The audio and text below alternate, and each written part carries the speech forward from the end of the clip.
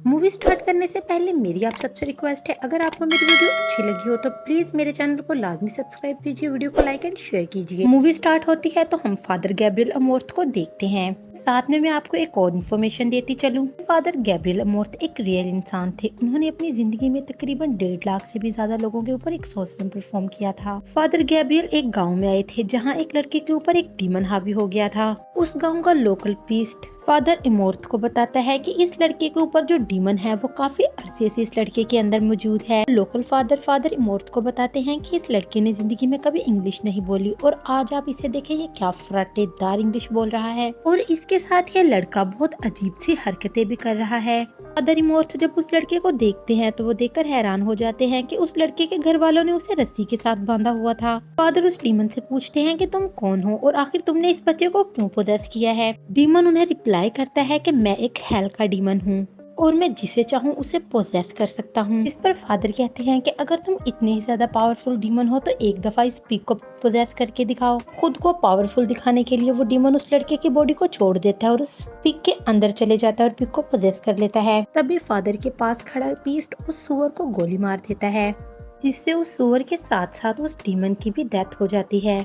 इसके बाद scene shift होता है तो हम देखते हैं जुलाई 1987 को। हम एक फैमिली को देखते हैं जो कि यूएस से स्पेन में रहने के लिए आई थी। फैमिली में 3 लोग थे, यानी कि एक मदर और उनके 2 बच्चे। मदर का नाम जूलिया होता है और बेटी का नाम एमी और उसके बेटे का नाम हेनरी था। हमें इनकी बातों से पता चलता है कि इनके फादर की डेथ एक कार एक्सीडेंट में 1 साल पहले ही हो गई थी। हेनरी भी उस टाइम अपने फादर के साथ उसी कार में मौजूद था। अपने फादर की डेथ के सदमे की वजह से दोबारा हेनरी ने कभी किसी से बात ही नहीं की। हम जूलिया को उसके घर में देखते हैं। उसने घर में आते ही घर की मुरम्मत का काम स्टार्ट करवा दिया था। अपने हस्बैंड की मौत के बाद उसके पास यूएस में रहने के लिए कोई पैसा नहीं था। जूलिया का प्लान ये था कि वो इस घर की मरम्मत करवाकर इसे सेल कर देगी और वापस यूएस जाकर रहने लगेगी। अब जूलिया की मुलाकात इस इलाके के लोकल पीस्ट से होती है, जो कि इस फैमिली के बारे में सुनकर इनसे मिलने के लिए आया था। कुछ वर्कर्स इस घर के अंडरग्राउंड में काम कर रहे थे, तभी इन्हें यहाँ पर एक होल दिखाई देता है। वर्कर दीवार की दूसरी साइड पर देखने के लिए एक फ्लेयर जलाता है, जिससे वहाँ पर एक बहुत बड़ा धमाका हो जाता है और दोनों वर्कर बहुत ही बुरी तरह से जख्मी हो जाते हैं। इस एक्सीडेंट को देखकर बाकी सारे वर्कर्स भी डरकर इस काम को छोड़कर वहाँ से चले जाते हैं और ठीक इसी टाइम के बाद कमरे से हमें हेनरी के चिल्लाने की आवाजें सुनाई देती हैं।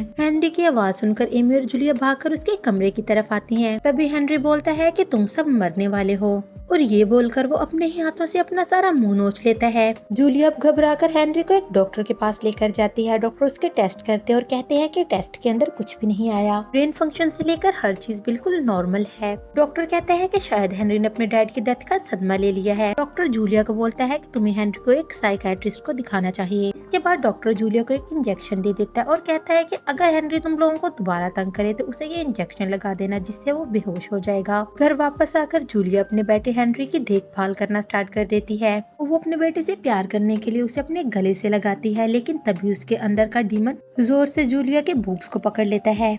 अब हेनरी अपनी आवाज बदल लेता है और जोर से बोलता है कि इस बच्चे को दूध पिलाओ माँ। ये देखकर जूलिया काफी डर जाती है। इसके बाद हेनरी अपनी शर्ट को ऊपर करने लगता है। उसके पेट के ऊपर लिखा हुआ था हेट। ये देखकर जूलिया एक लोकल प्रीस्ट को अपने घर पर बुलाती है और इस फादर का नाम फादर स्क्यूबल होता है। अब फादर हेनरी के कमरे में जाते हैं, तभी एक जोरदार गुर्राने की आवाज की वजह से वो आकर बाहर गिरते हैं, जिससे हमें ये बात पता चलती है कि हेनरी के अंदर जो भी डीमन है वो बहुत ज्यादा पावरफुल है। जब एक छोटे बच्चे में इतने पावरफुल डीमन होने की बात फैलती है तो ये बात पोप के कानों तक भी पहुंच जाती है। अब पोप फादर इमोर्थ को बोलते हैं कि तुम स्पेन जाओ और जाकर उस बच्चे की हेल्प करो। अब पोप उस बच्चे की फाइल फादर को देते हुए कहते हैं कि वो डीमन बहुत ज्यादा पावरफुल है और बोलते हैं कि तुम सारे ही एक्सोसिस्ट के चीफ हो, तो मेरे ख्याल में तुमसे बेहतर ये काम कोई भी नहीं कर सकता और तुम ही वाहद वो इंसान हो जो उस बच्चे के अंदर से उस डीमन को निकाल सकते हो। अगले दिन फादर इमोर्थ जूलिया के घर पर पहुंच जाते हैं। घर के बाहर उनकी मुलाकात लोकल प्रीस्ट स्क्यूबल से हो जाती है। जब फादर इमोर्थ हेनरी के रूम में जाते हैं तो हेनरी के फेस के ऊपर अजीब सी स्माइल आ जाती है, जैसे कि उसे फादर इमोर्थ का इंतजार हो। फादर इमोर्थ वहाँ पर जीसस का नाम लेकर प्रे करने लगते हैं, जिससे हेनरी के अंदर का डीमन बहुत ज्यादा गुस्से में आ जाता है। फादर इमोर्थ उस डीमन से बोलता है कि तुम मेरा कुछ भी नहीं बिगाड़ सकते। तभी वो डीमन घर में लगे क्रॉस को अपनी पावर से नीचे गिरा देता है। उसके बाद हेनरी के मुंह से एक मरी हुई बर्ड निकलती है। ये देखकर फादर इमोर्थ भी बहुत ज्यादा घबरा जाते हैं और उस रूम से बाहर आ जाते हैं। शाम होती है तो एमी को घर की हर तरफ से कुछ आवाजें सुनाई देती हैं। तभी उसके रूम में पड़ा फोन भी बजने लगता है। उनमें से एमी के फादर की आवाज आती है, जो कि 1 साल पहले ही मर चुके थे। फोन में उसके फादर कहते हैं कि बेटा तुम्हें हेनरी की बात माननी पड़ेगी। तभी उसके अंदर से एक खौफनाक सा डीमन बोलता है कि तुम सबको मरना होगा। और ये बात सुनकर एमी डरते हुए भागकर अपनी मदर के पास आ जाती है। इसके बाद फादर एस्क्वेबल और फादर इमोर्थ दोबारा से हेनरी के रूम में जाते हैं और बाइबल के वर्सेस को पढ़कर हेनरी के ऊपर अपना एक्सोर्सिज्म स्टार्ट कर देते हैं। फादर बार बार उस डीमन से उसका नाम पूछते हैं, लेकिन वो डीमन अपना नाम नहीं बताता। एक दफा अगर उस डीमन का नाम पता चल जाता तो उस डीमन का नाम लेकर उसे हेनरी की बॉडी से निकालना आसान हो जाता। लेकिन यहाँ पर फादर का एक्सोर्सिज्म फेल हो जाता है। अब वो फादर को उसकी कुछ ओल्ड मेमोरीज याद करवाता है। फादर बहुत ज्यादा गिल्टी फील कर रहे थे। एक दफा रोजारिया नाम की एक लड़की फादर इमोर्थ के पास आई थी। वो फादर से बोलती है कि उसके ऊपर एक डीमन ने कब्जा किया हुआ है और वो खुद के ऊपर एक्सोर्सिज्म करवाने का बोलती है। इस बात के जवाब में फादर उस लड़की को कहता है कि तुम्हारे ऊपर कोई भी डीमन हावी नहीं है और रोजारिया को कहता है कि तुम किसी दिमाग के डॉक्टर को चेक करवाओ। ये बात सुनकर रोजारिया इमोर्थ के सामने ही छत से कूदकर अपनी जान दे देती है। और इसके बाद फादर इमोर्थ को पता चलता है कि वो लड़की सच बोल रही थी। उन्होंने रोजारिया के ऊपर एक्सोर्सिज्म ना करके एक बहुत बड़ा गुनाह किया है। दूसरी तरफ हमें पता चलता है कि फादर स्क्यूबल का सीन ये था कि वो पीस्ट बनने के बाद भी एक लड़की से प्यार करते थे, लेकिन बाद में उन्होंने एक अच्छा पीस्ट बनने के लिए उस लड़की को छोड़ दिया। क्योंकि वो लड़की भी अब फादर से प्यार करती थी, इसलिए वो इस सदमे को बर्दाश्त नहीं कर सकी और उसने भी अपनी जान ले ली। अब हेनरी के अंदर का डीमन दोनों फादर्स को उन्हीं की लड़कियों के विजन दिखाकर उन्हें डिस्ट्रैक्ट कर रहा था। डीमन इतना पावरफुल था, वह दोनों पीस्ट के ही दिमाग से खेल रहा था। अब दोनों फादर ये सब देखकर उस रूम से बाहर चले जाते हैं। हम देखते हैं कि दोनों फादर्स ही अपनी गलती की वजह से बहुत ज्यादा शर्मिंदा थे और उन दोनों ने ही सच्चे दिल से तौबा कर ली थी। उन्होंने सच्चे दिल से गॉड से माफी मांग ली थी। लेकिन इन दोनों की हुई गलतियां अंदर ही अंदर इन दोनों को खाई जा रही थी और इसी चीज का फायदा वो डीमन भी उठा रहा था और इन दोनों ही पीस्ट के दिमाग से खेल रहा था। अब ये दोनों ही पीस्ट एक दूसरे के सामने अपने गुनाहों की माफी मांगते हैं और एक सच्चे पीस्ट होने के नाते ये दोनों ही एक दूसरे को माफ कर देते हैं और ये दोनों ही एक दूसरे के लिए प्रे करते हैं, क्योंकि इन दोनों के किए हुए गुनाह इन दोनों को पता थे। डीमन को भी इन दोनों के दिमाग से खेलने के लिए कोई और तरीका इख्तियार करना था। अब हमें रात का टाइम दिखाया जाता है। फादर इमोर्थ बाहर आते हैं तो उन्हें वहाँ पर एक कुआं दिखाई देता है, इसके ऊपर एक सिंबल बना हुआ था। जब वो उस कुएं का ढक्कन उठाते हैं तो उन्हें उसके नीचे बहुत सारे स्कल्स मिलते हैं। उस कुएं के अंदर उन्हें एक और बना हुआ रास्ता भी दिखाई देता है। इस रास्ते का और अच्छे तरीके से पता लगाने के लिए वो घर के अंडरग्राउंड में चले जाते हैं। फादर इमोर्थ अंदर वही सुराख देखते हैं जहाँ पर 2 वर्कर्स को आग लगी थी। अब दोनों फादर वहाँ की दीवार को तोड़कर अंदर आ जाते हैं, जहाँ उन्हें बहुत सारे पीस्ट के स्केलेटन दिखाई देते हैं। यहाँ ये लोग जब जाते हैं तो इन्हें वहाँ पर एक बुक मिलती है जिसमें लिखा था कि यहाँ पर कोई आम डीमन नहीं बल्कि तमाम डीमन का सरदार एस्मोडियस डीमन कैद है। ये डीमन इतना ज्यादा पावरफुल था कि इसने 14th सेंचुरी में क्रिश्चियनिटी को खत्म करने के लिए तमाम पीस्ट को अपने कब्जे में कर लिया था। लोगों को लगा था कि ये सब पीस्ट एक गॉड के लिए कर रहे हैं, लेकिन ये शैतान था जो पीस्ट के जरिए लोगों से गलत काम करवा रहा था। और जब इसके बारे में पोप को पता चला कि पीस्ट के जरिए वो डीमन लोगों को मार रहा है तो उसने यहाँ पर एक्सोर्सिज्म किया और बाद में डीमन को इसी जगह पर कैद कर दिया और ये सारी बॉडीज उन्हीं पीस्ट की थी। उन्होंने यहाँ पर शैतान को कैद किया था और उसके बाद ये फैमिली इस घर में वापस रहने के लिए आई। उन्होंने इस घर की मुरम्मत का काम स्टार्ट करवा दिया तो दीवार में दरार आने की वजह से वो डीमन आजाद हो गया। फादर को अब उस डीमन का नाम भी पता चल गया था। दूसरी तरफ जूलिया को वो शैतान कमरे के अंदर बेड के ऊपर ही मार रहा होता है। अब वो शैतान एमी को भी एक कबर्ड के अंदर बंद कर देता है और उसे वहाँ पर बहुत डराता है। शोर की आवाज सुनकर ये दोनों पीस्ट ही ऊपर आ जाते हैं। जैसे तैसे ये इन दोनों को ही बचा लेते हैं।